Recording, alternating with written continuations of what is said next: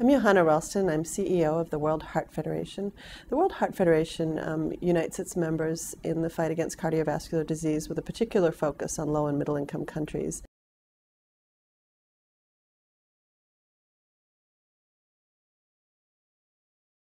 One of the myths about cardiovascular disease is that it's a lifestyle disease and that it's a disease of older people.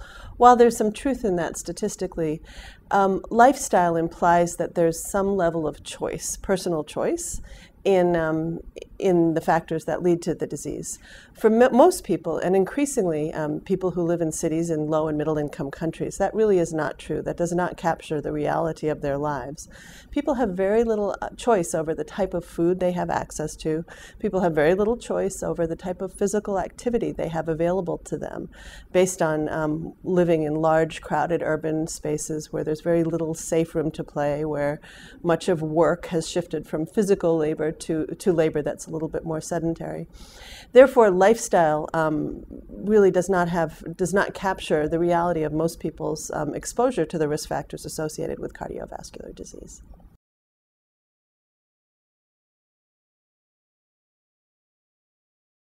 The World Heart Federation believes that globalization of unhealthy lifestyles is something that we're seeing more and more of, and it's somewhat the dark side of globalization. There are many positive benefits that have come about as a result of globalization. So too have changes in diet and physical activity, in exposure to certain risk factors. So for example, people who used to work in more of an active and rural environment are now living in large cities, working behind desks, driving taxis, driving auto rickshaws, without access to physical activity as part of their jobs. So the nature of labor is changing the people's choices around physical activity. Similarly, other aspects of globalization of risk factors include the spread of tobacco, which historically had been something that was much more common in developed countries, but which we're now seeing rampant across the globe. And in fact, use is going up in developing countries, whereas it's starting to go down in more developed economies. So, and that's directly related to tobacco industries recognizing where their future is among women, among young people, and particularly in sub-Saharan Africa. So those are places where there's been enormous resources directed towards marketing to those so far untapped audiences. We've already seen the burden of tobacco in places like China, where there's 360 million smokers, and in other parts of Asia, for example. Other aspects of globalization of risk factors include changes in what's available in terms of food.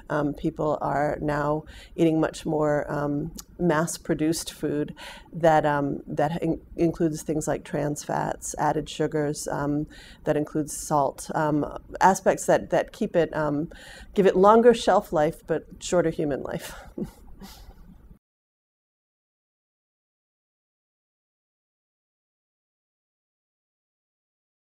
The World Heart Federation, post the UN Summit on Non-Communicable Diseases, wanted to take an issue that we felt really had not been addressed yet, and yet that would be of increasing importance. And that was the issue of children living in cities and how that was exposing them to lifestyles that were not heart healthy, and in fact how children increasingly will be having high risk factors for heart disease as a result of living in low and middle income countries, in cities in low and middle income countries. The drivers were the recognition that that more and more people live in cities, that whereas in the last century most people lived not in city environments, in more rural settings, the majority of the world's population will be living in large urban areas.